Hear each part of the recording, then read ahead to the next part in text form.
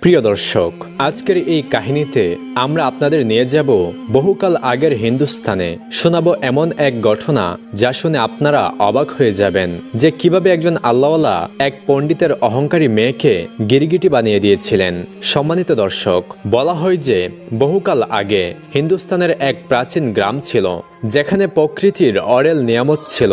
আল্লাহ সেখানকার মানুষদের প্রাচুর্যে পরিপূর্ণ করে দিয়েছিলেন এমন সব নিয়ামত যা দেখে মানুষ প্রায়শই অহংকারী হয়ে যায়। এবং সবচেয়ে বড় ও খারাপ কথা ছিল যে গ্রামের অধিকাংশ মানুষই ছিল অবিশ্বাসী। তারা তাদের শান শৌকত এবং ধন দৌলতের উপর গর্ব করত, কারণ প্রত্যেক ব্যক্তি ছিল সম্পদশালী এবং কারো কাছে টাকা পয়সার কোনো কমতি ছিল না। সেখানে খাল ছিল, বাগান ছিল, নদী-নালা ছিল। যখন কোনো মানুষের কাছে এত কিছু থাকে তখন তো সে অহংকারী হয়েই যায়। আর এই গল্পে কোনো একজন মানুষের কাছে নয়, বরং পুরো বস্তি ছিল অত্যন্ত সম্পদশালী। সেখানে কাফেরদের সংখ্যা ছিল বেশি এবং মুসলমান ঘর ছিল হাতে গোনা কয়েকটি। সেই গ্রামের সর্দার ছিলেন একজন পণ্ডিত, যার একটিমাত্র মেয়ে ছিল এবং যাকে সে অত্যন্ত ভালোবাসত। সেই মেয়েটি ছিল অত্যন্ত অহংকারী এবং নিজেকে অনেক উঁচু মনে করত। সেখানে যে সকল গরিব মানুষগুলো ছিল তারা ছিল কেবল মুসলমান। গ্রামের কাফেররা একে অপরের সাহায্য করত, কিন্তু মুসলমানদের দেখার মতো সেখানে কেউ ছিল না। সেই মেয়েটি তন্ত্রমন্ত্র অর্থাৎ কালো জাদু করে গরিবদেরকে জানোয়ার বানিয়ে দিত। সমস্ত মুসলমান তার কারণে অত্যন্ত অশান্তিতে ছিল। সে মানুষদের গোলাম বানাতো, মজুর বানাতো এবং যদি তাদের মধ্যে কেউ তার কথা না মানত তবে সে কালো জাদু করে তাদের সবাইকে জানোয়ার বানিয়ে দিত, নিজের ইশারায় নাচাতো। সেই বস্তিতে হাতে গোনা যে কয়েকটি মুসলমান পরিবার ছিল তাদের খোঁজখবর নেওয়ার কেউ ছিল না। যখন পণ্ডিতের মেয়ের অত্যাচার সীমা ছাড়িয়ে গেল তখন মুসলমানদের মধ্যে একজন বৃদ্ধ ব্যক্তি আল্লাহ রাব্বুল আলামিনের দরবারে কেঁদে কেঁদে দুই হাত তুলে দোয়া করলেন, হে আল্লাহ, আমাদের কয়েকটি পরিবার যারা এখানে টিকে আছে সেই বংশগুলোকে তো বাঁচিয়ে নিন। এই পণ্ডিতের মেয়ে আমাদের জীবন দুর্বিষহ করে তুলেছে। আমাদের কোনো সাহায্যকারী নেই, না আছে ধন সম্পদ, না আছে শারীরিক শক্তি। হে দয়াময় প্রভু, আমাদের জন্য এমন একজন রক্ষাকর্তা পাঠান যিনি কেবল শক্তিশালী নন, এই জাদুকারিনীকেও পরাজিত করতে পারেন। আল্লাহ সুবহানাহু ওয়া তাআলা সেই বৃদ্ধের দোয়া কবুল করলেন এবং সেভাবেই সেই জায়গায় একজন আল্লাহওয়ালাকে পাঠিয়ে দিলেন। হঠাৎ একদিন সেই আল্লাহওয়ালা ব্যক্তি আল্লাহর আদেশে সেই বস্তিতে প্রবেশ করলেন। একদিন এক আশ্চর্যজনক ঘটনা ঘটল। সেই পণ্ডিত শিকার করার জন্য জঙ্গলের দিকে বের হলো। খুব শান শৌকতের সাথে সে এগিয়ে যাচ্ছিল।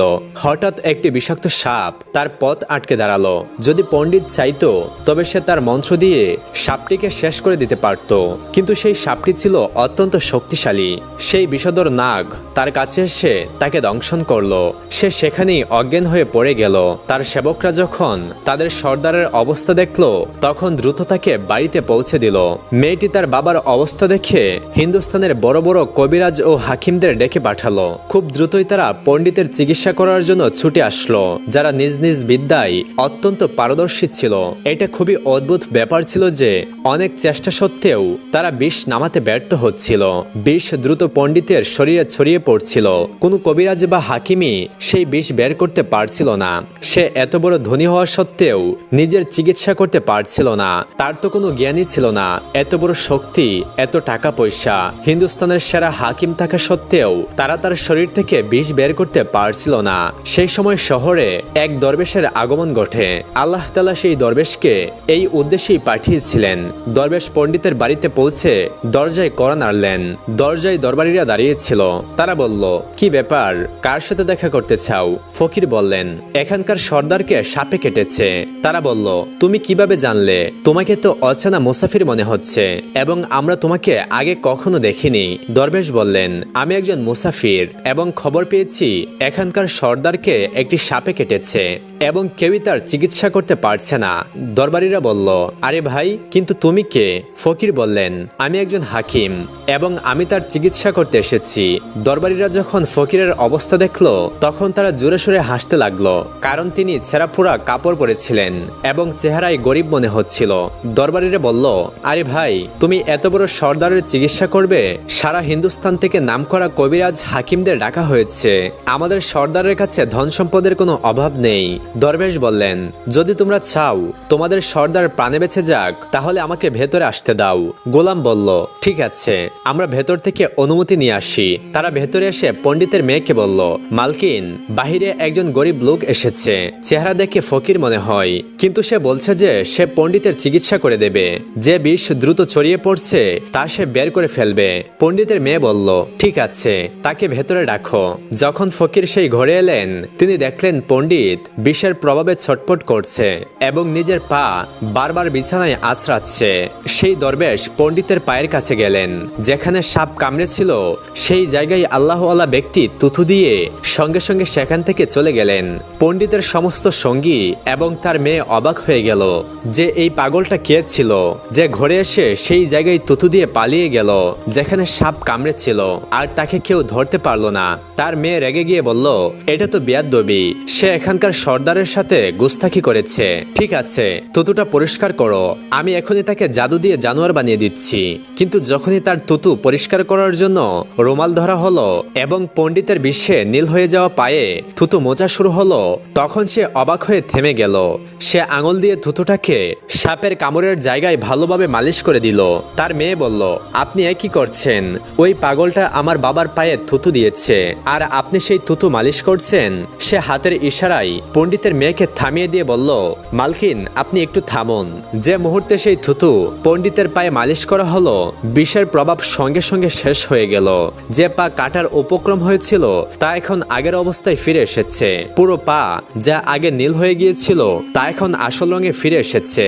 ধীরে ধীরে পণ্ডিত হুঁশে আসতে লাগলো। পণ্ডিত হুঁশে এসে ফকিরের থুতুর ঘটনা জানতে পারলো। তিনি বললেন, আরে ভাই, সে তো আমাদের রক্ষাকর্তা। তোমরা তাকে পাগল বলেছ, তাকে অপমান করেছ। সে থুতু দিয়ে এখান থেকে কিভাবে অদৃশ্য হয়ে যাবে? আরে যাও যাও, তাকে নিয়ে এসো। সে আমাদের ওপর অনেক বড় অনুগ্রহ করেছে, আমরা তার অনুগ্রহের প্রতিদান অবশ্যই দেব। পণ্ডিতের কথাই তার সমস্ত দরবারি তখনই সেই ফকিরের খুঁজে বেরিয়ে পড়ল। চারদিকে ছড়িয়ে গেল, কোথাও সেই ফকির দরবেশকে দেখা গেল না। তারপর যখন জঙ্গলে প্রবেশ করলো, তখন সেখানে একটি গাছের নিচে একজন ব্যক্তিকে ইবাদত করতে দেখলো। তারা মনোযোগ দিয়ে সেই দরবেশকে দেখছিল যে এ কি করছে, এ কেমন ইবাদত করছে। আমরা তো নিজেদের মূর্তির সামনে হাত জোড় করি, আর এত না জানি কাকে সিজদা করছে। পণ্ডিতের হুকুমে দ্রুত দরবেশকে ধরা হলো এবং পণ্ডিতের সামনে পেশ করা হলো। পণ্ডিত বললেন, আপনি কে এবং কোথা থেকে এসেছেন? প্রথমে আমার লোকেদের গুস্তাখির জন্য ক্ষমা চাইছি যে তারা আপনার সাথে খুব খারাপ ব্যবহার করেছে, কিন্তু আপনার কারণে আমি আজ বেঁচে আছি। আমাদের মতো গুনাহগারদের চোখ আপনাকে চিনতে পারেনি। আমি আপনার কাছে ক্ষমা চাইছি। আমি আপনাকে অনুরোধ করছি, আমার পক্ষ থেকে এই রাজকীয় পোশাক এবং এই আরবীয় ঘোড়াটি গ্রহণ করুন। ফকির হেসে পণ্ডিতের দিকে তাকিয়ে বললেন, এই ঘোড়া এবং পোশাক খুব দামি। আমি এই পোশাক পরে কি ঘোড়ার জন্য ঘাস কাটবো? তাহলে কি এটা ভালো দেখাবে? পণ্ডিত বললেন, আপনি চিন্তা করবেন না, ঘোড়ার সাথে বৃত্তও দেওয়া হবে, অর্থাৎ চাকর বাকর আপনাকে দেওয়া হবে। দরবেশ বললেন, আচ্ছা, এত ধন সম্পদ আর চাকরদের সাথে আমি কি আমার রাজত্বে একা থাকবো? পণ্ডিত বললেন, হুজুর, আপনি চিন্তা করবেন না, এই যে আমার মেয়ে আপনার সামনে আছে। মেয়েটি অবাক হয়ে তার বাবার দিকে তাকিয়ে দেখছিল যে তার বাবা কি বলতে চাচ্ছেন। তিনি বললেন, আমার মেয়েকে আপনার সাথে বিয়ে দেওয়া হবে, আমার মেয়ের দ্বারা আপনার বংশ বিস্তার হবে, কিন্তু একটি শর্ত আছে যে আমি আপনাকে যা কিছু দিচ্ছি তার জন্য আপনাকে আপনার ধর্ম ছাড়তে হবে। আমার ভৃত্যরা আপনাকে ইবাদত করতে দেখেছে, আর যতদূর আমাদের জানা আছে আমরা তো মূর্তির সামনে পূজা করি, আমরা আমাদের সেই মূর্তিগুলোর ইবাদত করি। আর আপনি যাকে সেজদা করছিলেন তিনি তো আপনার খোদা, মানে আপনি মুসলিম, তাই না? তাই আমি আপনাকে অনুরোধ করতে চাই যে এই সবকিছু নিয়ে নিন, নিজের ধর্ম ছেড়ে দিন। আপনি কি এমনটা করতে পারেন? তখন ফকির বললেন, আমাকে একটা কথা বলুন, আপনি আমাকে সবকিছুই দিচ্ছেন এবং আমাকে এই দোয়াও দিচ্ছেন যে আমার অনেক সন্তান হোক, যাতে আমার বংশ আপনার মেয়ের মাধ্যমে চলে। আমাকে বলুন, যদি এই সন্তানের মধ্যে আল্লাহ না করুক কোনো একটা সন্তানের কিছু হয়ে যায়, তাহলে কাঁদতে কাকে হবে? পণ্ডিত জবাব দিলেন, হুজুর, যদি এমন কিছু হয় তাহলে তো কাঁদতে আপনাকেই হবে। দরবেশ মুচকি হেসে বললেন, যদি এই সমস্ত সম্পদ পেয়েও আমাকে কাঁদতে হয়, তাহলে পণ্ডিতজি, আপনার ঘোড়া এই দামি পোশাক আর আপনার মেয়ে এবং এই বিশাল মহল নিজের কাছে রাখুন। আমি একজন মুসলমান হিসাবে খুব খুশি। যদি এই সমস্ত নিয়ামত পেয়ে আমাকে আমার ধর্ম ছাড়তে হয়, তবে আমি নিজের জীবন দিয়েও আমার ধর্মকে ছাড়ব না। যে প্রভু আমাকে সৃষ্টি করেছেন, আমি কি সেই প্রভুর ধর্ম ছেড়ে আপনার কাছে চলে আসব শুধু এই সামান্য কিছু টাকার জন্য, দুনিয়ার জিনিসের জন্য? আমার তো আখিরাতের জীবন চাই, আর সেই সমস্ত নিয়ামত তো আমি সেখানেই পেয়ে যাব। তাই আমি আমার দরবেশী জীবন নিয়েই খুব খুশি। আল্লাহ তাআলা আমাকে যে উদ্দেশ্যে এখানে পাঠিয়েছেন, শুধু সেই উদ্দেশ্যটা পূর্ণ করলেই হবে। তখন পণ্ডিত কৌতূহলী হয়ে বললেন, আপনার উদ্দেশ্য কি? ফকির বললেন, এই হিন্দুস্তানের মাটিতে মুসলমানদের উপর অনেক জুলুম হচ্ছে, আমি তাদের জন্যই রক্ষাকর্তা হয়ে এসেছি। এই বলে তিনি চলে যেতে লাগলেন। তখন পণ্ডিত বলতে লাগলেন, হে দরবেশ, আমি তোমাকে ধন সম্পদ দিয়ে পরীক্ষা করেছি, তোমাকে সব দিক থেকে যাচাই করেছি, তুমি নিজের ধর্ম ছাড়তে রাজি নও। যদি তুমি এমনটাই করতে এসে থাকো, তাহলে তোমার কি কোনো ভয় নেই? তুমি কি জানো না আমরা কতটা শক্তিশালী? এবং আমার মেয়ে তার কালো জাদু আর তন্ত্রমন্ত্রে এতটাই পারদর্শী যে তোমাকে এখানে দাঁড়ানো অবস্থাতেই জঙ্গলি জানোয়ারে পরিণত করতে পারে। তখন ফকির বললেন, সে তো অনেক দুর্বল মানুষকে জানোয়ার বানিয়ে দিয়েছে, তাকে বলো আমাকে জানোয়ার বানিয়ে দেখাতে, তবেই আমি তার জাদুকে বিশ্বাস করব। অতঃপর সেই পণ্ডিত তার মেয়েকে বলল, যাও বেটি, এর উপর আক্রমণ করো। এই কথা শোনার সাথে সাথে আল্লাহওয়ালা ব্যক্তি সেই জাদুকারীর উপর ফু দিলেন, আর সাথে সাথে সেই পণ্ডিতের মেয়ে এক বিশাল গিরগিটিতে পরিণত হলো। সে কিছুই করতে পারছিল না। সেই গিরগিটিটি এতই বড় ছিল যে সেখানে যত মানুষ দাঁড়িয়েছিল তাদের সবার চেয়ে তার উচ্চতা বেশি ছিল। অতঃপর সে মেয়েটি আল্লাহওয়ালার কাছে আসতে লাগলো, ধীরে ধীরে নিজের বিষ উগড়ে দিতে চাচ্ছিল। বুজুর্গ জানতেন সে কি করতে চলেছে। সেই সময় তিনি তার মুখে থুথু দিলেন। থুথু দেওয়ার সাথে সাথে সে জ্বলতে লাগলো, তার মুখ পুড়ে কালো হয়ে গেল, তার পুরো শরীর পুড়ে ছাই হয়ে যাওয়ার উপক্রম হতেই পণ্ডিত দৌড়ে এসে তার পায়ে পড়ল এবং ক্ষমা চাইতে লাগলো, আর বলতে লাগলো, হে হযরত, এই গুস্তাখির জন্য আমাকে ক্ষমা করে দিন। আমি সত্যি আপনাকে অনেক দুর্বল ভেবেছিলাম এবং আপনাকে আপনার ধর্ম থেকে সরাতে চেয়েছিলাম। যদি আমার মেয়ে ঠিক হয়ে যায়, তাহলে আমি সত্যি বলছি এই পুরো বস্তি মুসলমান হয়ে যাবে। তখন ফকির বললেন, আমরা কাউকে জোর করে আমাদের ধর্মে অন্তর্ভুক্ত হওয়ার জন্য বাধ্য করি না, বরং তোমরা আমাদের মুসলমান ভাইদের উপর যে জুলুম করো, আমরা সেই জুলুম শেষ করতে চাই। আমাদের ধর্মে জবরদস্তি নেই। যদি তোমার মেয়ে মানুষ হয়ে শুধরে যায়, তাহলে তাকে তার আসল অবস্থায় ফিরিয়ে আনার জন্য আমি নিজেই আল্লাহর কাছে দোয়া করব। পণ্ডিত বললেন, হ্যাঁ হ্যাঁ, আমার মেয়ে তার আসল অবস্থায় ফিরে এলে সে আর কারো উপর কোনো জুলুম করবে না, বরং তার জন্য আমি মন থেকে ক্ষমা চাইছি। যা কিছু আমার মেয়ে আপনার সাথে করেছে, ভবিষ্যতে এমন কোনো কালো জাদু বা কোনো নোংরা আমল করবে না এবং কোনো মুসলমানের উপর কোনো কঠোরতা দেখাবে না। শুধুমাত্র আপনি আমার মেয়েকে আবার মানুষ বানিয়ে দিন। আল্লাহওয়ালা সেই গিরগিটির উপর ফু মারতেই সে মানুষ হয়ে গেল। সে ফকিরের পায়ে জড়িয়ে ধরে বলল, আমাকে ক্ষমা করে দিন, আমি আপনাকে অনেক দুর্বল ভেবেছিলাম। আপনি যখন এখানে এসেছিলেন, তখন আপনার পোশাক এবং চেহারা দেখে আপনাকে আমার একজন পাগল ফকির মনে হয়েছিল। আপনি আমার পিতার পায়ের বিষ দূর করার পরেও আমি আপনার শত্রু হয়ে গিয়েছিলাম এবং আমি চেয়েছিলাম আপনার থেকে প্রতিশোধ নিতে, কিন্তু আমি নিজেই শাস্তি পেয়েছি। মেয়েটি আরো বলল, আজ আমি আমার বাবার সাথে আপনার পবিত্র হাতে মুসলমান হতে চাই এবং এই প্রতিজ্ঞা করছি যে ভবিষ্যতে এই বস্তিতে কোনো ফকির কোনো মুসলমানকে জ্বালাতন করা হবে না, বরং সবাই মিলেমিশে ভাই ভাই হয়ে থাকবে এবং সবাই মুসলমান হয়ে যাবে। প্রিয় দর্শক, এভাবেই একজন আল্লাহওয়ালার হাতে এক পণ্ডিত এবং তার মেয়ে ইসলাম কবুল করলেন। অতঃপর সেই পণ্ডিত আল্লাহওয়ালার সাথে তার মেয়ের বিয়ে দিয়ে দিল এবং হিন্দুস্তানের সেই গ্রামে শান্তি ও নিরাপত্তা প্রতিষ্ঠিত হলো। গতকাল পর্যন্ত যারা জুলুম করত, আজ তারা ভালো মানুষের প্রতিমূর্তি হয়ে উঠল, শুধুমাত্র এক আল্লাহওয়ালার কেরামতিতে। সুবহানাল্লাহ। হযরত বাবা শেখ ফরিদুদ্দীন রহমাতুল্লাহি আলাইহির সময়কালে যখন কোনো মানুষ বিপদে পড়ে তার কাছে যেতেন, তিনি তাদের সবুর করার পরামর্শ দিতেন এবং নামাজ পড়তে বলতেন, এবং তিনি প্রায় সময় মানুষদেরকে ইসলামের দাওয়াত দিতেন, ইসলামের নানান বিষয় নিয়ে আলাপ আলোচনা করতেন। একদিন তিনি একটি গাছের ছায়ায় বসে তার ভক্তদের সাথে গুরুত্বপূর্ণ কথায় ব্যস্ত ছিলেন। এমন সময় সেখান দিয়ে এক অমুসলিম দুধওয়ালি নারী মাথায় কলসি নিয়ে চিন্তিত অবস্থায় যাচ্ছিলেন। হযরত শেখ ফরিদুদ্দীন ছিলেন আল্লাহর ওলি, তাই তিনি মহিলাটিকে দেখেই বুঝে গেলেন যে মহিলাটি দুশ্চিন্তাগ্রস্ত। তখন শেখ ফরিদুদ্দীন ওই মহিলাকে ডাক দিলেন। হযরতের ডাকে মহিলাটি ওনার কাছে আসলো। তখন শেখ ফরিদুদ্দীন মহিলাটিকে জিজ্ঞাসা করলেন, মা, তোমাকে এত চিন্তিত লাগছে কেন? কি হয়েছে তোমার? তখন মহিলাটি তার বিষয়ে আল্লাহর অলিকে সবকিছু খুলে বললেন। মহিলাটি বললেন, হুজুর, আগে আমরা অনেক ধনী ছিলাম, আমাদের অনেক গৃহপালিত পশু ছিল, কিন্তু আমার স্বামীর মৃত্যুর পর একের পর এক সবগুলো পশু মারা যায়। এখন আমার কাছে একটিমাত্র জন্তুই অবশিষ্ট রয়েছে। এর দুধ বিক্রি করে আমি আমার বাচ্চাদের খাবার জোগাড় করি। এছাড়াও একটি কথা তিনি আল্লাহর অলিকে বলতে চাইলেন, কিন্তু বলার আগে তিনি এদিক সেদিক তাকিয়ে দেখছিলেন। তখন হযরত সেই মহিলার সমস্যাগুলো বুঝতে পারছিল, কারণ আল্লাহর অলিরা মানুষের মনের খবর জানতে পারেন। এগুলো বুঝতে পেরে হযরত সে মহিলাকে বললেন, হে মা, তুমি কি ভাবছো? নির্দ্বিধায় বলে ফেলো, কোনো ভয় করো না। আমরা মুসলমানরা তোমার কষ্ট বুঝব, আমরা সবাইকে সাহায্য করে থাকি, সে যে ধর্মেরই হোক না কেন। তোমার কষ্ট আমি দূর করার চেষ্টা করব, যদি তা আমার সামর্থ্যের মধ্যে থাকে। তারপর ওই মহিলা বাবাকে এমন সব রহস্যময়ী কথা বলতে শুরু করলো, আর সেই কথাগুলো বলার সময় তার ঠোঁট কাঁপছিল। সে বলল, হে হযরত, কিছুদিন ধরে এখানকার এক জাদুকর আমাকে খুব বিরক্ত করছে।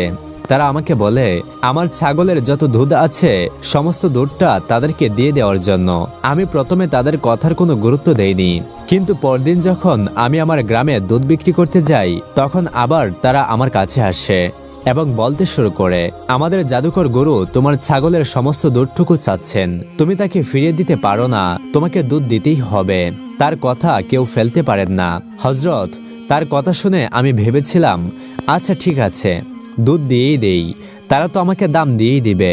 অতঃপর তাদেরকে দুধ দেওয়ার পর যখন দুধের দাম চাইলাম, তখন তারা আমাকে বলতে লাগলো, আমরা যে জিনিস একবার নেই তার কোনো দাম দিতে হয় না, তুমি এখান থেকে 1 টাকাও পাবে না। অতঃপর আমি যখন টাকা ছাড়া দুধ দিতে বারণ করলাম, তখন তারা আমাকে অভিশাপ দিল। হুজুর, এই জাদুকরের মুখ এতই অভিশপ্ত ছিল যে তারা অভিশাপ দেওয়ার সাথে সাথে ওই বাটি ভরা দুধগুলো পোকায় কীটপতঙ্গে পরিণত হয়ে গেল। আমি প্রথম দিন এটাকে দুর্ঘটনা ভেবেছিলাম, কিন্তু পরের দিনও ঠিক এরকমই হয়েছিল। আমি যেই পাত্রে ছাগলের দুধ ভরে নিতাম, সেই পাত্রটি পোকামাকড়ে ভরে যেত। অতঃপর বাধ্য হয়ে আমি পরের দিন ওই 6 জন জাদুকরের সঙ্গীর কাছে গেলাম, আর কান্না করতে করতে তাদেরকে বলতে লাগলাম, অর্ধেক দুধ আপনারা নিয়ে নেন, আর অর্ধেক দুধ আমার বাচ্চাদেরকে দিয়ে দিন। কিন্তু ওই শয়তানদের ওপর এসব কথার কোনো গুরুত্ব ছিল না। অতঃপর কাঁদতে কাঁদতে মহিলাটি তার বাড়িতে চলে গেলেন। তারপর একদিন ওই জাদুকর মহিলার বাড়িতে এলো। তারা এসে খুব খারাপভাবে তাকে বলতে লাগলো, হে নারী, আমাদের জাদুকরের হুকুম, তুই তোর ছাগলের দুধ আমাদের দিবি, আর যদি আমাদের দুধ না দিস তাহলে প্রথমে তোর জীবজন্তুগুলো মারা যাবে, তারপর তোর বাচ্চাদেরকে আমরা আমাদের আযাবের কাজে লাগাবো। তুই যে বাচ্চাদের জন্য মানুষের দুয়ারে দুয়ারে যাস, যে বাচ্চাদের জন্য এত কষ্ট করিস, সেই বাচ্চারাই যদি না থাকে তাহলে তুই কি করবি? মহিলাটির এই দুঃখের কথা শুনে হযরত বললেন, থামো মা, থামো, আর কান্না করো না, তোমার এই দুঃখের দিন খুব তাড়াতাড়ি ঠিক হতে চলেছে।